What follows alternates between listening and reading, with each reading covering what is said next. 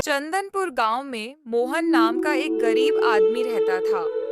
मोहन की पत्नी का नाम सुजाता था और एक बेटी चिंकी और एक बेटा रामू था। मोहन बहुत ही मेहनती था, लेकिन मोहन की किस्मत कभी उसका साथ नहीं देती थी, चाहे कितनी भी गरीबी क्यों ना आ जाए। सुनते हो, आज जब मैं बाजार से आ रही थी तो चिंकी को कुछ कपड़े पसंद आ गए थे। अभी नहीं सुजाता, अभी मेरे पास पैसे नहीं हैं। जब पैसे आ जाएंगे तब मैं तुम सभी को नए कपड़े दिला दूंगा। हाँ, पैसे तो नहीं है, मैंने चिंकी को बोल दिया है। तो अब मैं चलता हूँ, मालिक मेरा इंतजार कर रहे होंगे। चले जाना, पहले शाम के लिए कुछ लकड़ियाँ ले आओ ताकि मैं तुम्हारे आने से पहले खाना बना सकूं। तब तो मुझे बहुत देर हो जाएगी। एक काम करता हूँ, मैं काम से आते समय ही लकड़ियाँ ले आऊंगा।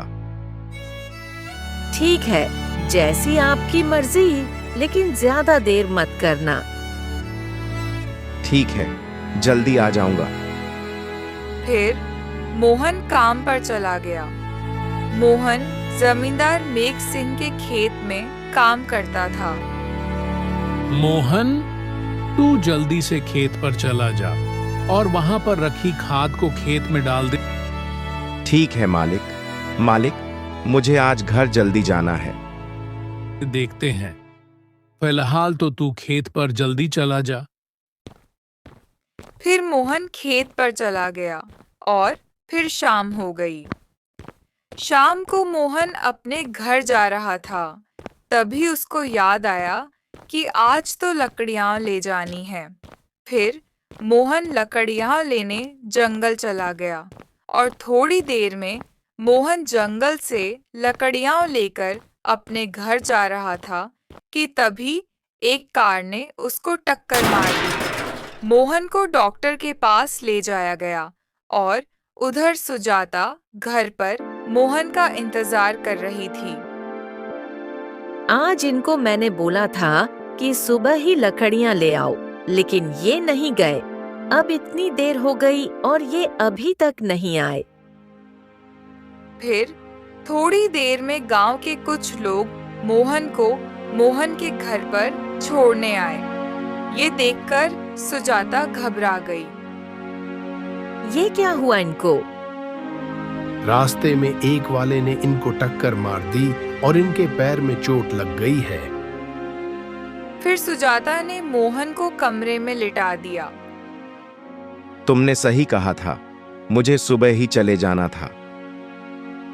कोई बात नहीं, जो होना होता है होकर रहता है। सुजाता, बच्चों को खाना खिला दिया? हाँ, सुबह का कुछ खाना बचा था, वो मैंने बच्चों को खिला दिया है। फिर मोहन ने सुजाता को सारी बात बता दी कि कैसे उसको टक्कर लगी। सुनो जी, आपके इलाज के लिए पैसे किसने दिए थे? फिर मोहन ने सुजाता को सारी बात बता दी। फिर मोहन ने सुजाता को पैसे दे दिए। कुछ दिन ऐसे ही बीत गए और फिर धीरे धीरे मोहन के पास पैसे भी खत्म हो गए। तो सुजाता जमींदार से कुछ पैसे और ले आई, लेकिन कुछ दिन बाद वो पैसे भी खत्म हो गए। सुनो जी, मैं जमींदार साहब से 2 बार पैसे लेकर आ चुकी हूँ और अब वो भी खत्म हो चुके हैं। सुजाता, अब मैं थोड़ा बहुत काम के लायक हो चुका हूँ। आज मैं मालिक के पास जाता हूँ और काम करके कुछ पैसे लेकर आता हूँ। फिर मोहन जमींदार के पास काम करने चला गया। अरे मोहन, तेरी तबीयत कैसी है? अब तो ठीक है मालिक, अब मैं काम करने के लिए आया हूँ। नहीं मोहन, अब तो तूने बहुत देर कर दी। जब तू नहीं था तो मैंने किसी और को काम पर रख लिया था। तो मुझे कोई दूसरा काम दे दीजिए मालिक।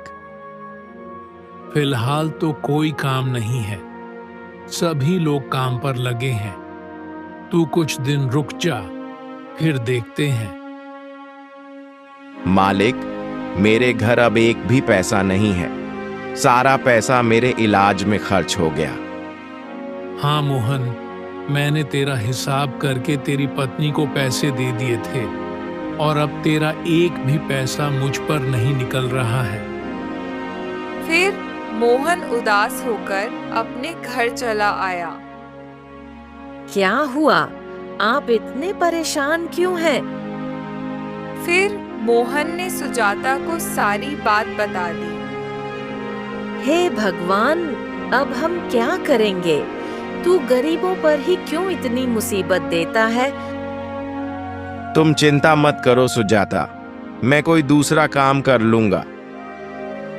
फिर अगले दिन मोहन दूसरे गांव में काम की तलाश करने चला गया, लेकिन उसको कहीं पर भी कोई काम नहीं मिला। और फिर मोहन अपने घर चला आया और सुजाता को सारी बात बताई। कुछ दिन बाद मोहन के घर का सामान भी खत्म हो गया। अब क्या करे? अब तो घर में सामान भी खत्म हो गया है।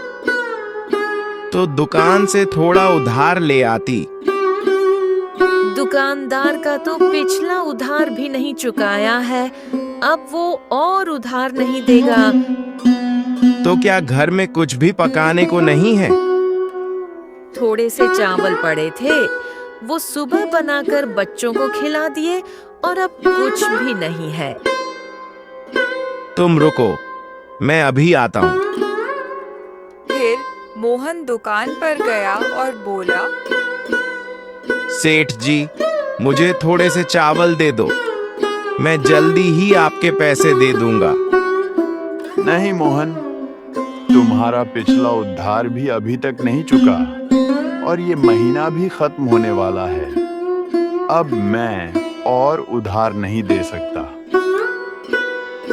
नहीं सेठ जी, मेरे पास अभी एक भी पैसा नहीं है। मेरे बच्चे भूखे हैं। आज कुछ चावल दे दो, मैं जल्दी ही आपके पैसे दे दूंगा। ठीक है मोहन, मैं आज तो उधार दे देता हूँ, लेकिन जल्दी ही मेरे पैसे दे देना। फिर दुकानदार ने मोहन को चावल दे दिए और मोहन अपने घर चला गया। फिर सुजाता ने बच्चों के लिए चावल बना दिए। अगली सुबह मोहन फिर से काम की तलाश में चला गया। जब मोहन रास्ते में जा रहा था, तो उसको रास्ते में एक पोटली पड़ी मिली। मोहन ने वो पोटली उठा ली। ये पोटली किसकी है? यहाँ तो कोई दिख भी नहीं रहा है जिससे पूछ सकूं। फिर मोहन वहीं खड़े होकर इंतजार करने लगा। थोड़ी देर में वहाँ एक आदमी आया। वो वहाँ कुछ ढूंढ रहा था। सेठ जी, क्या आपका कुछ खो गया है?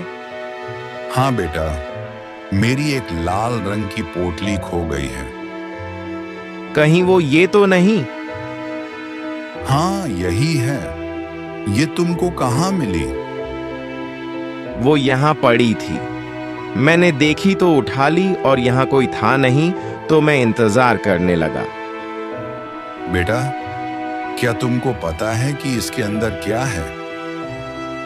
नहीं, तो क्या है? इसके अंदर मेरे सोने के जेवर हैं। दरअसल मैं ये गहने किसी से खरीद कर ले जा रहा था, तभी मेरी एक पोटली यहाँ गिर गई। ठीक है, अब आप इसको संभाल कर ले जाना। बेटा, तुम बहुत ईमानदार हो जो तुमने मुझे ये लौटा दी। नहीं तो तुम्हारी जगह कोई और होता तो इसको अपने पास रख लेता। सेठ जी, मैं अपनी मेहनत और ईमानदारी पर भरोसा रखता हूँ। मुझे दूसरे के धन से कोई मतलब नहीं है। आदमी मोहन की बात से खुश हो गया और मोहन को कुछ पैसे देने लगा। नहीं, मुझे ये पैसे नहीं चाहिए। अरे रख लो, मैं अपनी खुशी से दे रहा हूं। नहीं सेठ जी, अगर देना ही है तो कोई काम दे दो। मैं काम की तलाश में जा रहा था। ठीक है, तुम मेरे साथ चलो। फिर मोहन उसके साथ चलता हुआ उसके घर पहुंचा। अरे मदन, जी सेठ जी, बोलिए। ये मोहन है। आज से ये हमारे यहाँ काम करेगा। लेकिन मालिक, काम करने के लिए मैं हूं तो। नहीं मदन, तुम बहुत काम करते हो। अब मोहन भी तुम्हारी मदद करेगा। मोहन को सारा काम समझा दो। सेठ जी की बात सुनकर मदन अपने मन में सोचने लगा। ये मोहन जाने कहां से आ गया। मैं अच्छा भला यहाँ हेरा फेरी करता रहता था। चलो, इसको भी शामिल कर लूंगा। फिर मदन ने मोहन को सारा काम समझा दिया और मोहन वहाँ काम करने लगा। शाम को मोहन ने सेठ जी से कहा, सेठ जी, मुझे कुछ पैसे पहले ही दे दो। मेरे घर पर बच्चे भूखे हैं, खाने को कुछ भी नहीं है। हाँ हाँ मोहन, ये लो। मैं तुम्हें 1 महीने का वेतन पहले ही दे रहा हूँ। और फिर सेठ ने मोहन को पैसे दे दिए। वो पैसे लेकर मोहन अपने घर आया और सुजाता को सारी बात बता दी। सुजाता बहुत खुश हो गई। फिर मोहन ने घर का सामान भी खरीदा और फिर सबने खाना खाया। कुछ दिन बाद मोहन और मदन, दोनों सुनो। फिर मोहन और मदन वहाँ आ गए। मदन, तुम आज घर पर ही काम करो और मोहन, तुम मेरे खेत के लिए खाद और बीज खरीद कर ले आओ। तभी मदन बोलता है, मालिक, ये मोहन तो नया है। इसको कैसे पता होगा कि हमारे खेत में कौन सी खाद डालती है, और फिर ये दुकानदार से सौदा भी नहीं कर पाएगा। इसलिए मैं चला जाता हूँ। नहीं, मैं पहले जमींदार साहब के पास काम करता था, तो मैं सब जानता हूँ। मोहन ठीक बोल रहा है। आज उसको जाने दो। तुम तो हमेशा जाते हो। और फिर सेठ ने मोहन को पैसे दे दिए। शाम को मोहन जब बाजार से आया तो मोहन ने सेठ को पैसे वापस कर दिए और बोला, सेठ जी, ये पैसे बचे हैं। मैं सारा सामान खरीद कर आ गया हूँ। अरे मोहन, ये पैसे कैसे बच गए? मदन तो सभी पैसे की खाद लेकर आता था। मदन ये सारी बात सुन रहा था। तभी सेठ बोले, मोहन, मुझे एक काम से बाहर जाना पड़ रहा है। तुम मेरी गैर हाजिरी में सारा काम संभाल लेना। तभी मदन ने सोचा, मुझे लगता है कि अब ये मोहन मेरी दाल यहाँ नहीं गलने देगा। मुझे कुछ करना होगा।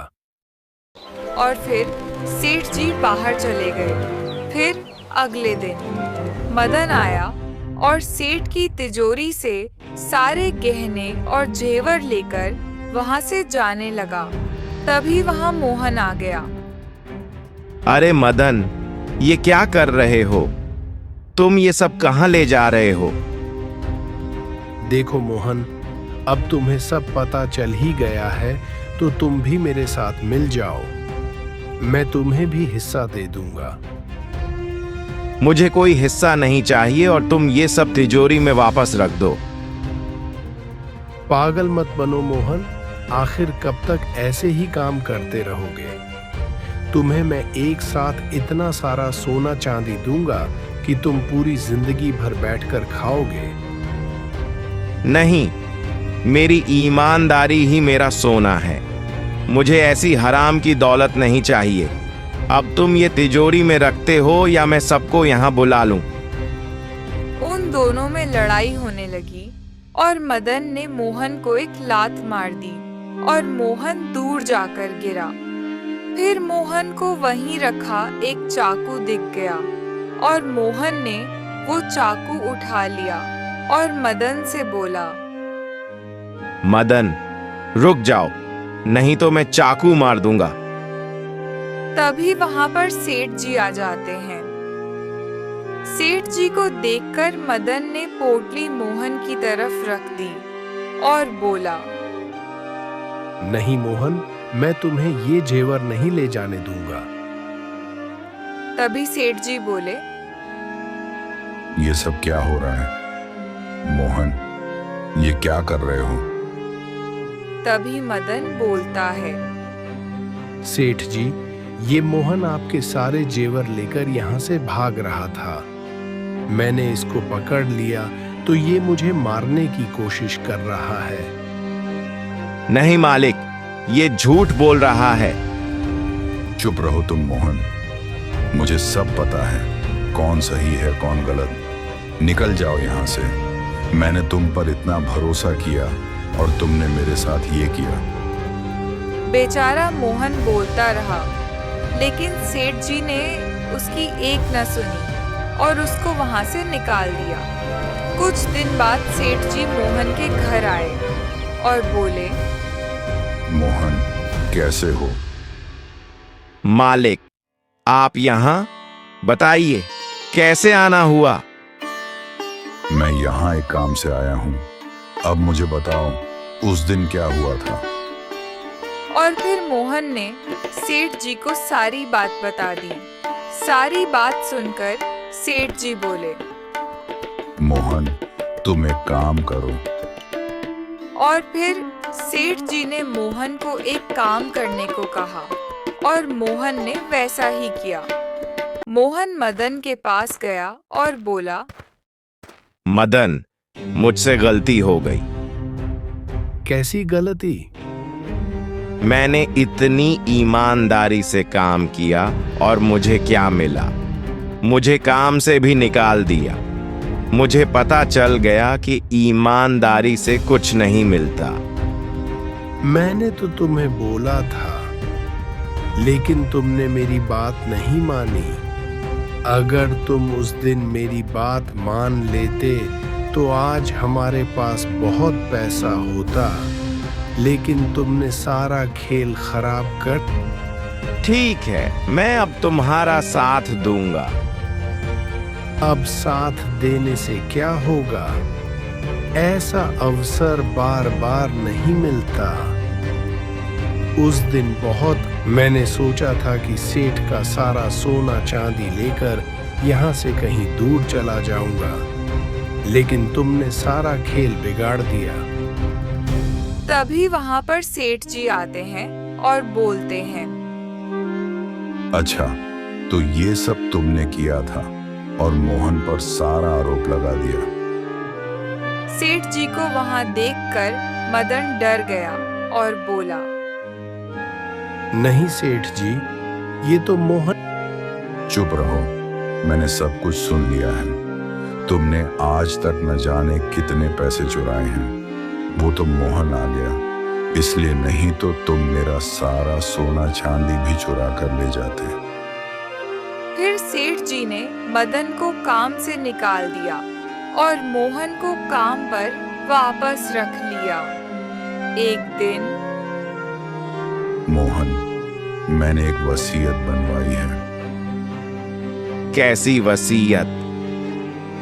देखो मोहन, तुम तो जानते हो कि मेरा कोई नहीं है और मैं कब से ऐसे आदमी की तलाश कर रहा था जो ईमानदार हो, और मुझे तुमसे ज्यादा ईमानदार कोई नहीं लगता। इसलिए मेरे मरने के बाद मेरी सारी संपत्ति के मालिक तुम होगे और अब तुम यहीं रहोगे। जाओ, जल्दी से सभी को यहाँ ले आओ। और फिर मोहन सेठ के साथ ही रहने लगा।